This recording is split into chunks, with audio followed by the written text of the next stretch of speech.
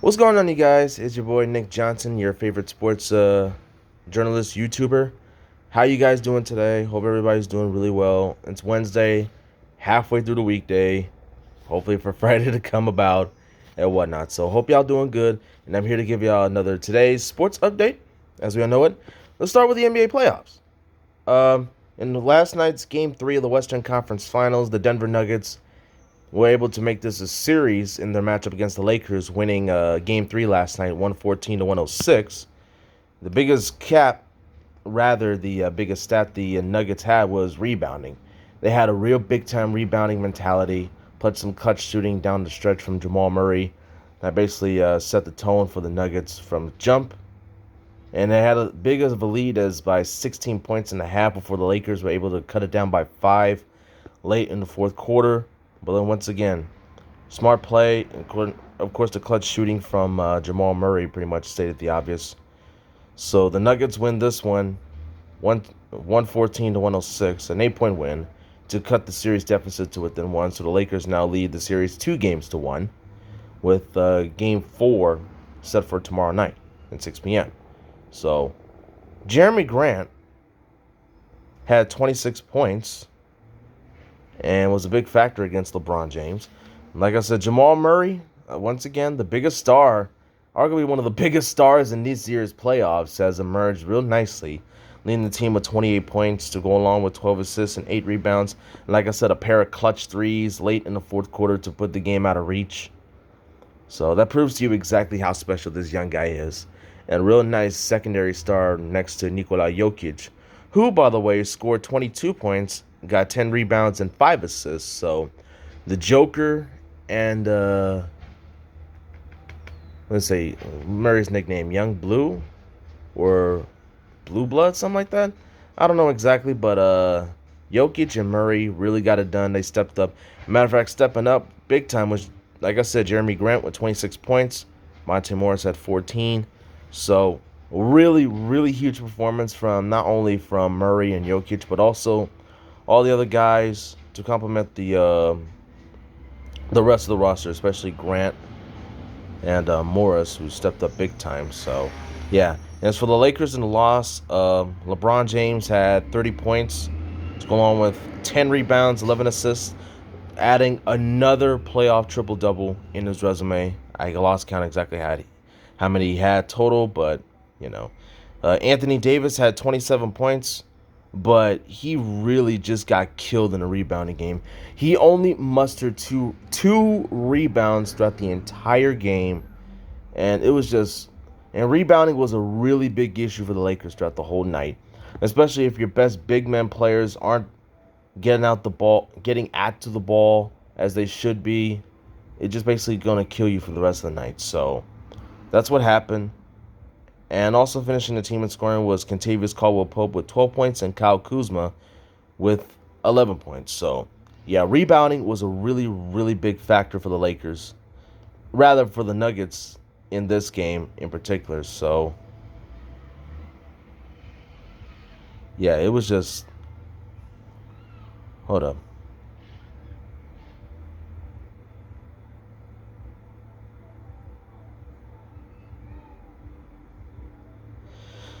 My computer's acting up again. I don't know why. But, yeah, anyways, that's the final score for that one. In baseball's last week of the regular season, we have a couple more teams clinch with their clinching victories today. The Los Angeles Dodgers, who I won, already clinched the playoff spot and have the best record in all of Major League Baseball, have clinched the National League West Division for the 8th consecutive year, which is the longest active streak in all of baseball to this point, actively. As we speak, arguably one of the most dominant teams in the last decade, still trying to find that elusive World Series ring that they haven't won since 1988, as we all know. And many of you old-timers remember. I apologize for saying old-timers, but I had to put it like that. Remember the Kirk Gibson home run back in 88, Oral Hershiser's dominance. Last time the Dodgers won it against the A's in that year's World Series. And I love the sort. So, yeah, a really great roster top to bottom. hoping they can keep the train going. And also clinching the West, they also clinched the number one seed in this year's playoffs. So they have home field advantage in the National League playoffs, as we all know it. So it'll be interesting to see where that goes. And another division clinching win belongs to the Atlanta Braves.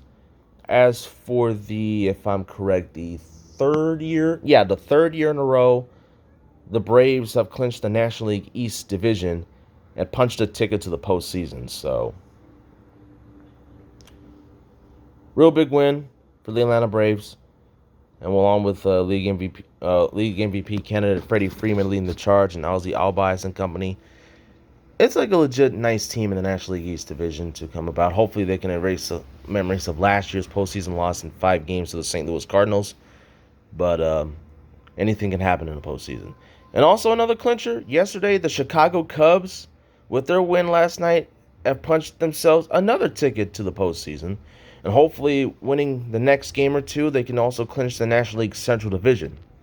As we all know, the Cubs have got onto a really hot start to begin the year before they kind of tailed off midway through the year. But the Cubs were able to find their footing and have clinched the playoff spot for the third time. No, I take that lie back. Let's see. 2015, they made it there. 16 and 17, 18. No, so for the, let's see, 15, 16, 17, 18. So for the 5th time in 6 years, the Cubs will be back in the playoffs. So, and they also have the Central Division pretty much wrapped up for the rest of the way because they haven't won the division crown in like 3 years. So that's probably going to come to an end really soon. Yeah, that's the latest action from all upcoming postseason baseball.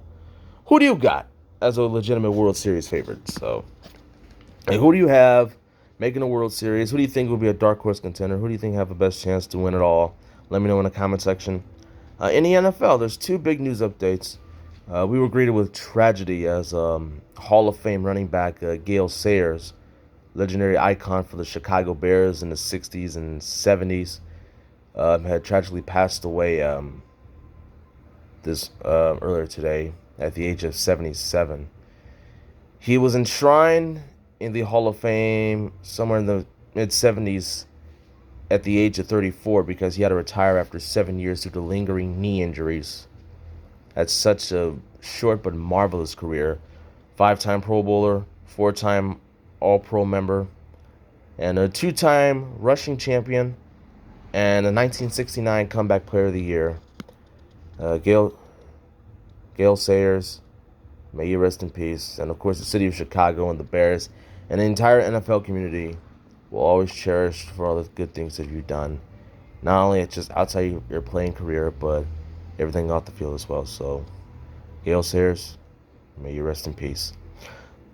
And also, earlier in my one of my 2 videos, rather on my last video, no, 2 videos ago, excuse me. I mentioned that Tyrod Taylor's quarterback of the Los Angeles Chargers had to be ruled out for last week's game against Kansas City because of breathing problems that he had before the game. It turns out, from what we found, that the team's medical staff accidentally punctured his lung while giving him an injection.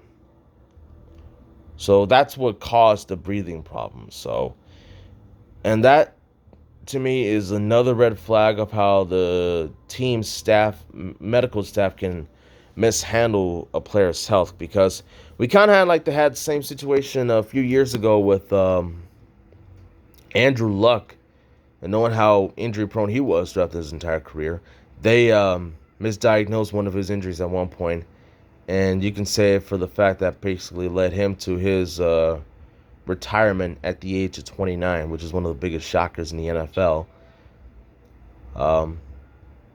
With that being said, this is just an unfortunate part on behalf of Taylor. Luckily, he's okay, but the way that the medical staff is handling their players and treats some diagnosis as if like it's as of another type of injury of their sorts to cover it up, it's basically becoming like a how you say it, an unhealthy trend going around the league. So this is something you got to pay attention about. Because if something happens, and if your team doctors don't do you much, it's always important to get a second opinion to see exactly how serious or non-serious the injury can be. You know what I'm saying? Because they just basically rule it as like some non materialistic injury just so you can get back and play in there. Because of course, if you're a superstar player, they do need you at the most crucial time. But at the same time, you got to think about what that person might be going through, and when you have a certain type of injury. Like you may think if it's like a minor setback, the other his real doctor can say it'd be really serious. It's always important to get a second opinion if you're like a professional athlete to see exactly how you can handle yourself going forward. So, like I said, it's just unfortunate, and luckily Taylor is still going about and breathing. But with that being said, he's going to be out for Sunday's game. So with that being said, the young rookie Justin Herbert, the Chargers' 7th overall pick from this year's past draft, will be getting the start for the second week in a row. So, and after an impressive debut last week in an overtime loss to Kansas City, this guy Justin Herbert has a lot of potential that he can fully tap into going on. So this guy, he could probably be. I don't want to say he'll be the guy to hopefully turn the team's fortunes around, because the Chargers are known for being a team that just cannot come through when it comes to getting it done in the playoffs. Excuse me, but it might be a chance to that. So let's just see exactly what this kid can develop into and whatnot, and see where we go forward from there. And of course, tonight is Game 3 of the Stanley Cup Finals between the Dallas Stars and the Tampa Bay Lightning. Both teams have coming into this game and even this series up at 1 apiece. Dallas took the first game 4-1 before Tampa came back with a 3-2 win 2 nights ago. So it's going to be, looking at this series now, it's probably going to come down to a wire, because you got two really good offensive scoring teams. And at times, they can do defensively, but Tampa Bay, to me, is like the more superior defensive team. The way the players play two-way style of hockey efficiently and consistently at a high level. I think Tampa may have a shot in this series in 6 games, but at the same time, it's the Stanley Cup playoffs. Anything can happen. So if you're a hockey fan, let me know exactly who you got in this finals. You got Tampa, you got Dallas to win it all. Let me know. And also tonight, back in the NBA, is Game 4 of the Eastern Conference Finals between the Boston Celtics and the Miami Heat. Celtics won the last game Saturday night to cut the series deficit in half against Miami, who has been a really hot commodity throughout these playoffs, as the Heat won the first 2 games before Boston was able to climb back to win this one. And tonight will be Game 4 to see exactly what tail of the beast may go. The tale of 2 stories, exactly which one will go. Will Boston even up? Will Miami have a companion lead in this series? It's going to be really interesting. So make sure you tune into that. I think it's going to be either on TNT or ESPN. One of the two. Maybe on ABC. So do check those out. Either ESPN, TNT, or ABC. That's where the game is going to be broadcasted. And the Stanley Cup Finals is going to be broadcasted on NBC or NBCSN. Do be sure to check it out. And of course, tomorrow we're gonna have Week 3's NFL action between the Miami Dolphins and the Jacksonville Jaguars. So, who you got in that game? Jacksonville's already 1-1. Miami still trying to look for their first win of the season, as the Dolphins are still rolling with Ryan Fitzpatrick as their quarterback. No update to see exactly when they'll give Tua Tagovailoa, the rookie out of Alabama, the starting nod at some point. But it's always good to keep your rookie player on the bench to see how far they can develop. But at the same time, if push comes to shove, I would say if they don't come through in this game, then it would be a good time for them to give the young Alabama prospect a start. So, yeah. So 0-2 Dolphins against the 1-1 Jaguars tomorrow night on Fox at 5:20 Pacific. So do tune into that. So, yeah. Anyways, that's the latest sports update that I have for you guys. Make sure to hit the like and subscribe button. Hit that bell comment button, where you can get my daily notification updates on my new videos, where you can be able to keep up with my sports updates. And also let me know what you think in the comment section. and your support is very much needed as I'm trying to get this thing going and whatnot. Okay. So with that being said, I'm Nick Johnson. I'm signing off. Peace.